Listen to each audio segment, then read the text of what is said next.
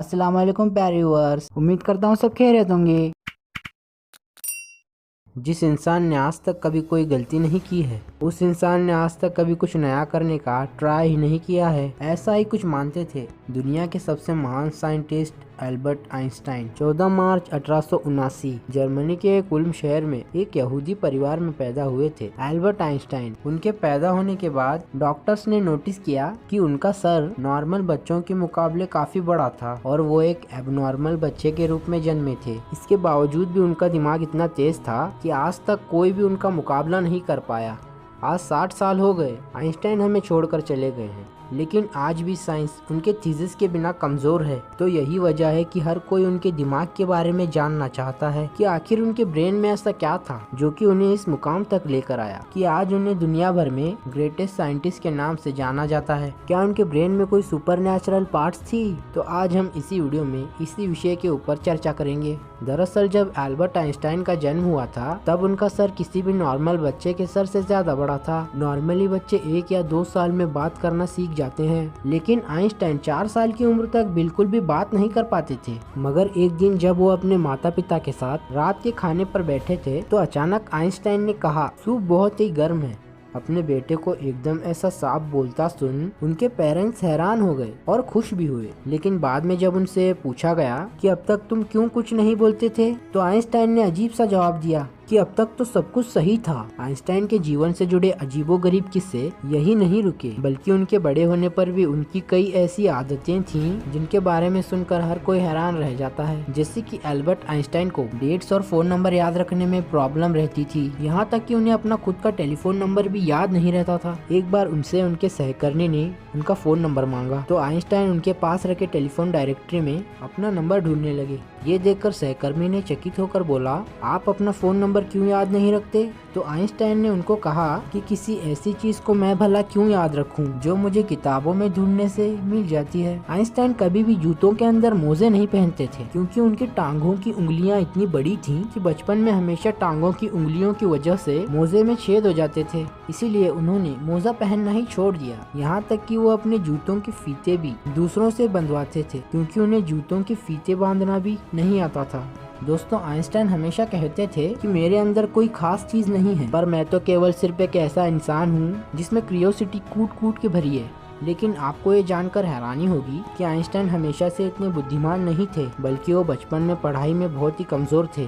इसीलिए बचपन में उनकी गिनती बेवकूफ बच्चों में की जाती थी। उनकी कुछ हरकतों की वजह से तो उन्हें लोगों ने शारीरिक रूप से विकलांग कहना भी शुरू कर दिया था। खास करके आइंस्टाइन के टीचर्स भी उन्हें पसंद नहीं करते थे क्योंकि वो मैथ्स और साइंस के अलावा हर सब्जेक्ट में फेल होते थे और बचपन से ही आइंस्टाइन को किताबी ज्ञान में कोई रुचि नहीं थी। हालांकि इसके बावजूद भी उन्होंने दुनिया के सामने साइंस की कई ऐसी थीसिस पेश की जिसके बिना आज भी साइंस कमजोर है, और यही वजह है कि उनका दिमाग आज भी चर्चा का विषय बना है। 18 अप्रैल 1955 आइंस्टाइन की मृत्यु के बाद पैथोलॉजिस्ट डॉक्टर थॉमस हैरवे ने आइंस्टाइन के परिवार की अनुमति के बिना ही उनके दिमाग को रिसर्च के लिए निकाल लिया था और वो वहाँ से भाग गए।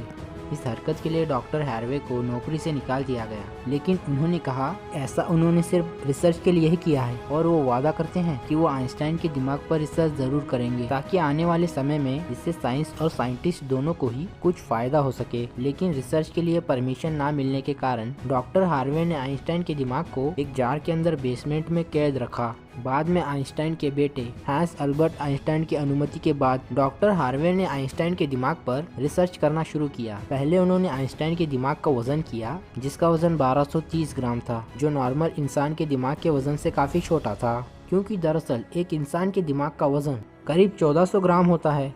इसके बाद डॉक्टर हार्वे ने आइंस्टाइन के दिमाग को 240 के भाग में टुकड़े किए और उन टुकड़ों को दुनिया भर के सबसे मशहूर रिसर्चर्स के पास भेज दिया ताकि वो अच्छे से देख सकें कि आखिर आइंस्टाइन के दिमाग में ऐसा क्या था जो बाकी आम इंसानों में नहीं था। और उसके बाद डॉक्टर हार्वे ने आइंस्टाइन के ब्रेन टिश्यूज के 1000 माइक्रोस्कोपिक स्लाइस बनाए जिससे आइंस्टाइन के दिमाग की अच्छी तरह से जांच हो सके। रिसर्च के दौरान ये पाया गया कि आइंस्टाइन के ब्रेन में आम इंसान से ज्यादा सेल्स थी। आइंस्टाइन के दिमाग का सेरिब्रल कॉर्टेक्स नाम का हिस्सा एक आम इंसान के दिमाग के मुकाबले काफी अलग था। दरअसल ये सेरिब्रल कॉर्टेक्स दिमाग का एक जरूरी हिस्सा होता है। जो सबसे जटिल दिमाग के लिए मेन फैक्टर होता है, और यही ऐसा हिस्सा होता है जो अजीबोगरीब तरीकों से विकसित होता है। और साइंटिस्टों का मानना है कि यही वजह थी कि उनका दिमाग बहुत ही असाधारण सोचता था। जब साइंटिस्टों ने आइंस्टाइन के ब्रेन को फर्दर एग्जामिनेशन करना शुरू किया कि वो बिल्कुल हैरान रह गए कि उनके ब्रेन में रिंकल पैरेटल ओपोरिकल मिसिंग है, जिसके कारण उनके ब्रेन का पैरेटल लॉ का साइज नॉर्मल ब्रेन से 20% ज्यादा बड़ा था।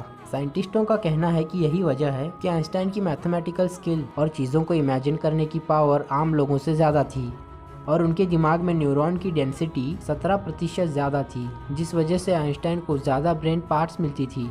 साइंटिस्ट के मुताबिक इसी वजह से आइंस्टाइन का कंसंट्रेशन और दूरदर्शिता और उससे कहीं ज्यादा था। साइंटिस्ट कहते हैं कि आइंस्टाइन के ब्रेन में ज्यादा फोल्ड थी, जो उनकी इंटेलिजेंसी का और एक कारण था। आइंस्टाइन का दिमाग 40 टुकड़े के रूप में अमेरिका के फिलाडेल्फिया शहर के मटर म्यूजियम में प्रिजर्व किया गया है। दोस्तों, आज साइंस ने कितनी तरक्की कर ली है, लेकिन इसके बावजूद आज भी आइंस्टाइन के दिमाग और इंटेलिजेंसी एक पहेली बनी हुई है। लेकिन साइंटिस्टों को आशा है कि फ्यूचर में किसी बेहतरीन टेक्निक के जरिए आइंस्टाइन के दिमाग को और भी बेहतरीन तरीके से जानने में कामयाबी हासिल होगी। डॉक्टर थॉमस ने आइंस्टाइन के दिमाग के साथ जो कुछ भी किया, क्या वो सही था या गलत? इस बारे में आपकी राय हमें कमेंट में ज़रूर बताएं।